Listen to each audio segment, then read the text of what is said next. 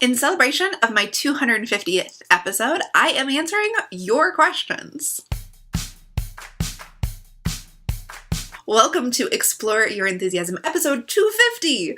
I am Tara Swiger, and I help you navigate a business and a life you feel enthusiastic about. So last week, I asked my Instagram followers to ask me questions that I would answer on the podcast to celebrate 250 episodes. We're going to talk about those questions today. I'm going to answer your questions about how to stick with a schedule, how my schedule has changed with the toddler, and how we decided to do foster care. So if you're not following me on Instagram, you are missing chances to ask me questions and hang out with me every day over on Instagram stories. I'm at Tara Swiger, and I talk more about all of these kind of topics daily in my stories, along with my knitting and sewing and reading projects. So go and follow me, and then be sure you comment on my last post to say hello. That just tells Instagram you still want to hear from me. So I'm at Tara Swiger over on Instagram. The first question we have is from Band of Weirdos, which these Instagram users can be found linked up over on taraswiger.com/podcast250. And Band of Weirdos, one of my absolute favorite people. She makes amazing stuff, including patches for a jacket, these really nerdy enamel pins, all kinds of cool stuff. I love Band of Weirdos stuff she makes. Go check it out. Now, she says, congrats, that's a ton of episodes. I so admire your consistency. Maybe you've already talked about this, but do you have any tips around getting yourself to stick to a schedule? Or are you naturally like that? Ha! I love planning it all out, what I'll post on social media and now YouTube, what products I will release when. I'm amazing at planning and then letting myself push all the dates all over the place. Thank you, a wise scheduling Jedi. Well, thank you, JC, for your question. I am not naturally a person who sticks to my schedule, and I really thought a lot about your answer because if I schedule things like a launch or a product release, I tend to stick with it. And the key, though, is that I put working on it in my calendar. So putting deadlines does not help me at all. Like deciding on the deadline for something or deciding I'm going to do 3 launches this year and they're going to be on this date, that doesn't help at all. I have to actually break it down into what I'm going to work on when and put that in my plan. So that means when I sit down for the week, if a launch is coming up in 2 or 3 weeks, I'm working on it this week. And if it's any further out than like a month and a half, I'm probably not working on it and I will probably change my mind before I get to it. So that's one of the other things is I don't really make plans for the whole year and stick with them because things come up. But I do, basically, I just can't say this enough. If I want something to happen in the timeline, I have to have a place on my schedule to work on it. So to go back to that recent episode I did, episode 244, Beyond Goal Setting, talking about doing daily and weekly plans, the step 3 I talk about there where you take your plans and you actually put it on, not on the calendar, but you put them in your to-do list for this week or next week or that week that you need to work on it. That is the key for me getting anything done that I have planned to get done. If it's not on my to-do list for the week, it's not going to happen. So sometimes I will go on and put a post-it like a couple weeks out for something I need to work on then.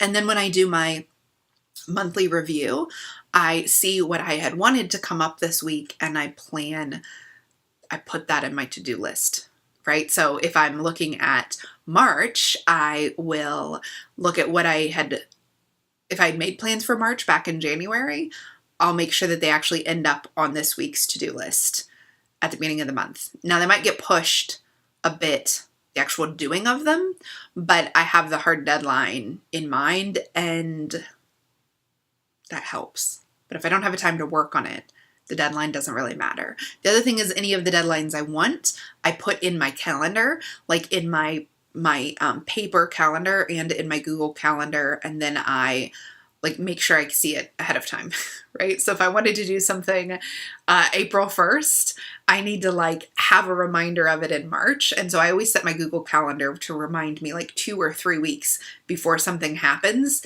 so that I remember to start working on it. The same thing when I put things for my team in Asana is I actually schedule to start working on it now. So for you, because I know you have a big product-based business with releases all the time, you most likely are deciding when you're going to release what projects like for the rest of the year or maybe the next 6 months or something. What I think you need to do then is when you review your upcoming month, you review the last month and make plans for this month, make sure that to-do stuff is getting on the week that it needs to be done. Maybe when you make those plans, actually sit down with your paper or online calendar and put those to-dos in the weeks that they need to happen. So if you're going to release something in June and you need to have the design to the printer next week, you put that on a Post-it on next week. And like you basically figure out what is the thing I could work on this week that will make it happen in June. And if there's nothing, because we're talking about something in September and you need to work on the stuff in June, then you need to make sure that whenever you do need to start working on that, it's going to be reminded of you. You're going to be reminded of it that week. I hope that helps. But that's kind of how I do things. I don't know if I could run a business that was like always 6 months out. I feel like I might always be behind, or I would just change it so that the due date is actually now and not in 6 months. I hope that helps. That's the main thing is I have to be working on it this week. I get things done when I work on them this week, even if they're going to happen in a while. The other thing is I don't move dates, just like they're not movable. Oh, I announce them to other people, so I can't move them. I mean, it still happens. Like, actually, I had a couple webinars planned in February that I had to completely cancel because of me getting sick, my kid getting sick, different things being scheduled that I couldn't plan. And that is super rare. Typically, if I decide I'm going to do something, even if nobody else remembers that I decided I'm going to do it, I feel like, well, I've told them and I have to do it now. So tell somebody. If you have listened to the episodes about the 4 tendencies, then you probably know if you're an obliger or a questioner. If you're a questioner, then what I would do is I would answer the question, why do I need to get this done by this specific date? Make the date meaningful. Ask yourself the why question until you come up with like an answer that will really urge you forward. And if you're an obliger, then tell someone that you're going to do it then, and then you'll feel bad if you don't follow through with what you told them, and you'll follow through. So it's all about figuring out the like hacks that'll work for you. And for those of you who haven't listened to the 4 Tendencies episode, just go to taraswiger.com and search. There's a little search bar in the side, 4 Tendencies, and you will find an episode all about that. I have videos and worksheets to help you figure out how to get things done no matter what your tendency is. Okay, B. Castiel, who is Brenda, says, congrats on 250 episodes. Here's my question. How have you arranged your work schedule now that you have a 2-year-old to look after? I know how focused and organized you are. So I'd be interested in seeing what adjustments you've made.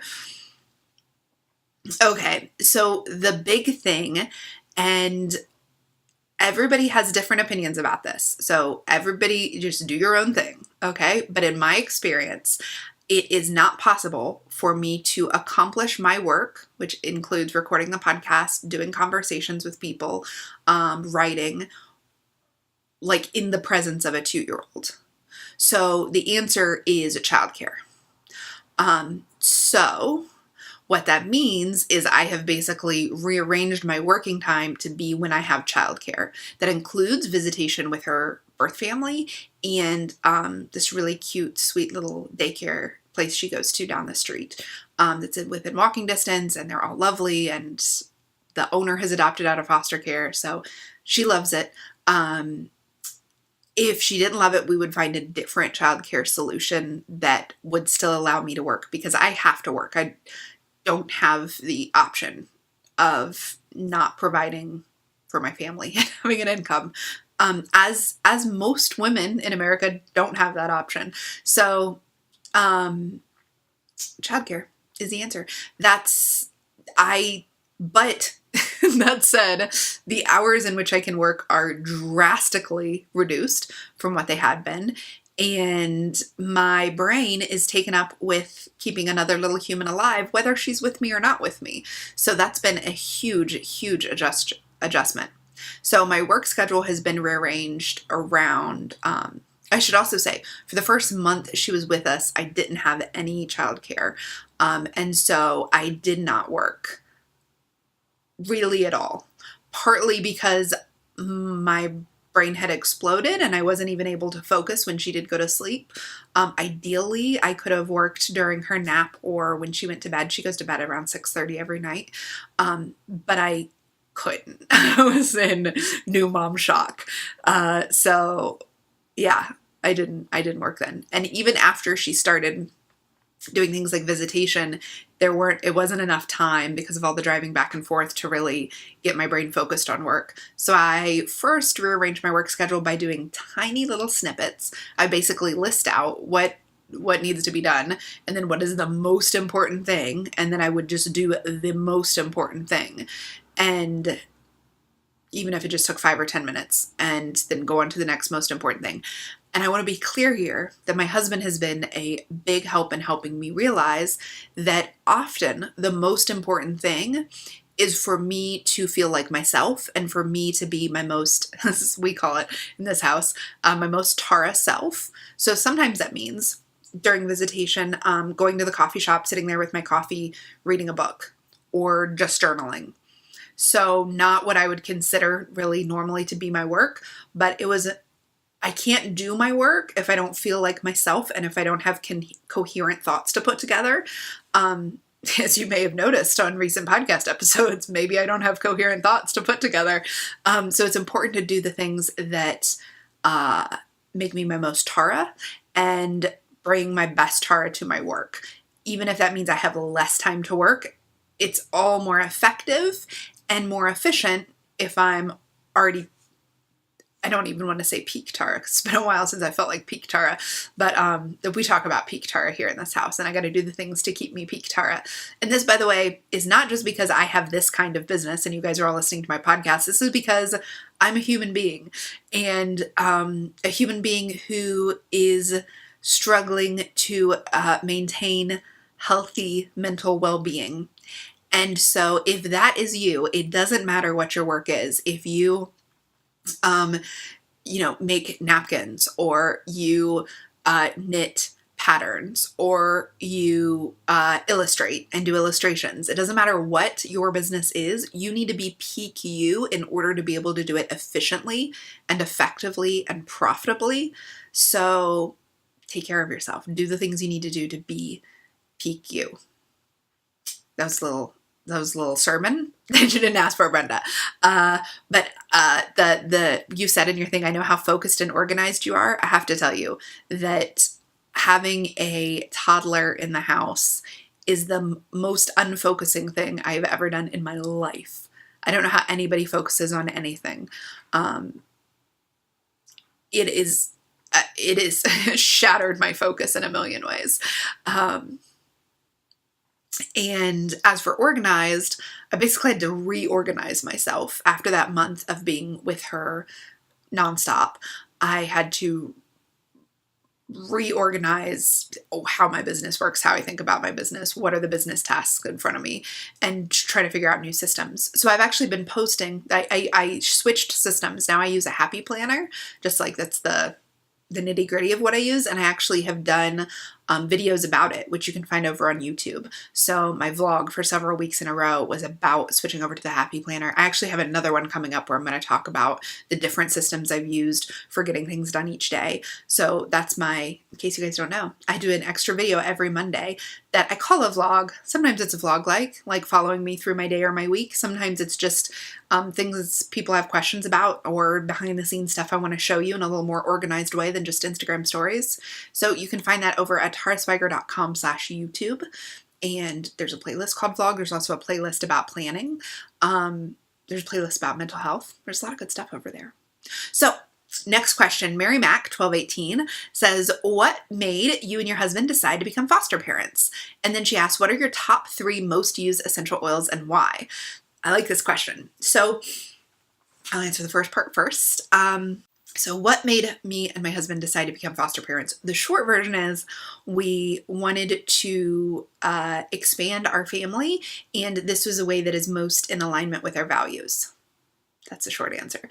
The funny thing is I had to answer this question a lot during the process of becoming a foster parent, and you'd think I would have some answer ready for you. But I'll give you guys a little bit of a longer answer. I realize I haven't actually talked about the why. When I did my announcement that we were doing foster care, I talked about what that meant, but I don't think I was really ready to talk about the why as much. So the longer why is we're ready to expand our family. We have been unable to get pregnant for the last 10 years, and other options for pregnancy are not options for me, in part because of my anxiety and my panic attacks at the doctor's office, and in part because they just really don't appeal to me. So I didn't go through infertility treatments or a long drawn-out process like that. We just weren't able to, with very little medical intervention, get pregnant. So I didn't seek out more higher intervention options. I have lots of friends who have, and I'm super happy they found a way to build their family that works for them. So when I was thinking about a way that would work for us,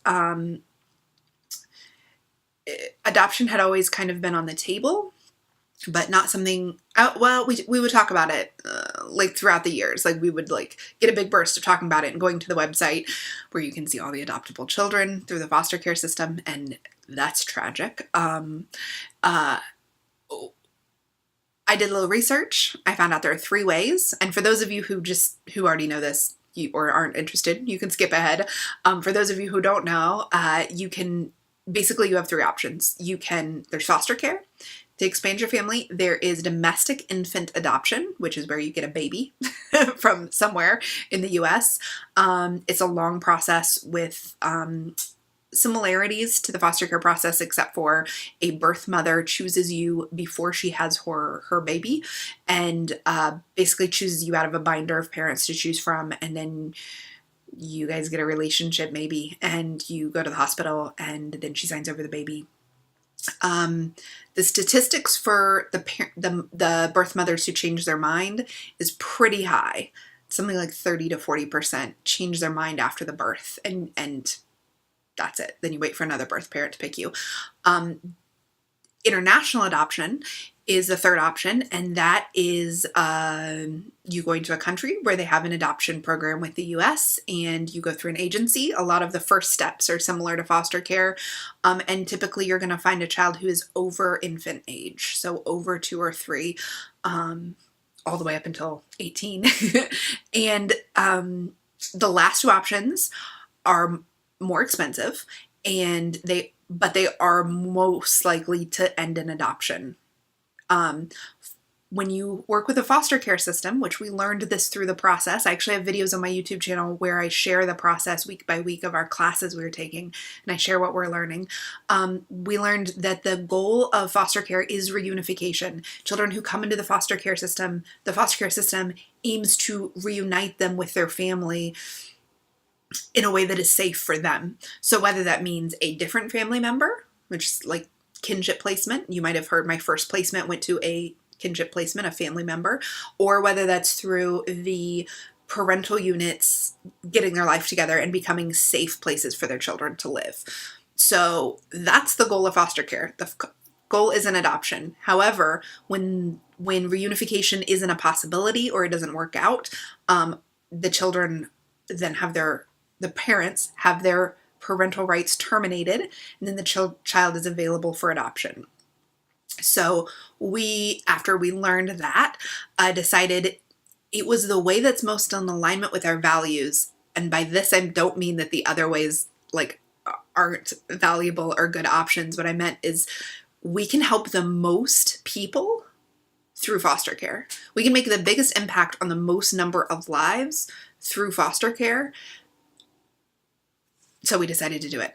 It is more heartbreaking. There is more unknown. You're more connected to the court system than as a law-abiding citizen you would ever have cause to be. You're also much more connected with the birth parents. Although, of course, there are open adoptions now. Domestic infant adoptions are often open, so you often have some kind of relationship with the birth parents.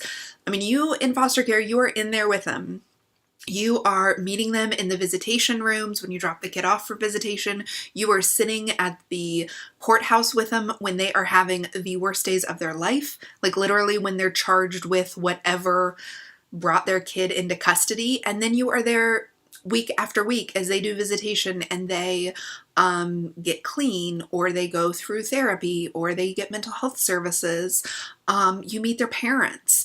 And at least around here, grandparents, it's very big in the culture for you to go live with your grandparents. So grandparents are super involved.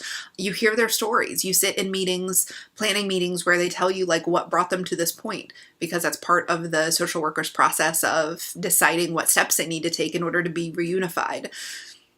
And you're there basically as a person. I mean, I see my role. You could make your role whatever you wanted it to be, but according to the state, your role is to be a resource for reunification.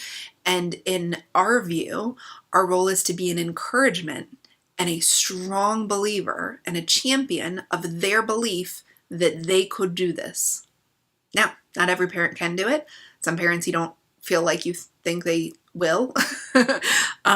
But that's my job, is to keep that faith in them even when they don't have it. And another reason why we chose foster care is because we have seen in our families people who have changed their life, who have gotten clean, who have left aside drug and alcohol addiction in order to be better parents, and turned into really great parents and upstanding citizens. And like, it's possible. In other words, we've seen it in our own families that it's possible to turn your life around. And so I feel like unlike other people, I can really be a beacon of that belief for you. So even when you don't have that belief that you can turn your life around, I can be that for you. And it's funny because it's really similar to what I do in my work with you guys. I'm a beacon of the belief that you can make your dream come true. Now, for most of you listening, you're in good, healthy circumstances and situations. I hope you are. And so I'm just believing that you can, work hard and not give up and make your small business dream happen. And for the birth parents, I'm believing that they can, kind of do some of the more basic life skills in order to get their life back together and their children back. And that's my job. And when it becomes clear that a parent is not moving towards that or doesn't desire that for themselves, then it would lead to their child being available for adoption and us adopting the kid. But that hasn't been our experience so far with foster care. I'll be honest, my husband and I both say, like, it's actually never our hope that reunification doesn't happen, because that means a family's broken and the kid will have to live with that for their whole life, even if they get adopted into our beautiful Swiger family and they're so loved, and they're loved the entire time they're here, whether they're a Swiger or not. That is not something I would ever wish for anybody. But the reality of the situation is that it happens, and we'll be there for them when it happens. So that's what we're doing. We're hoping that our participation in their family life and their children's life makes it easier for them and gives them the peace of mind they need that their child is well taken care of, so that they can work on themselves. That's what I tell parents pretty much right away, is like, I'm just here to keep your child safe and loved so that you can do what you need to do.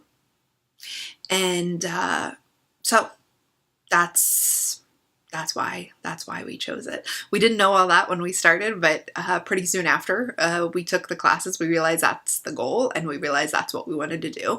And so yeah, I've had a great experience so far. I mean, parenting is really hard, but like, you add in courts and visitation and back and forth, and you never being sure what's going to happen week to week. That's really hard. But really, our experience with the birth families has been tremendous. So positive.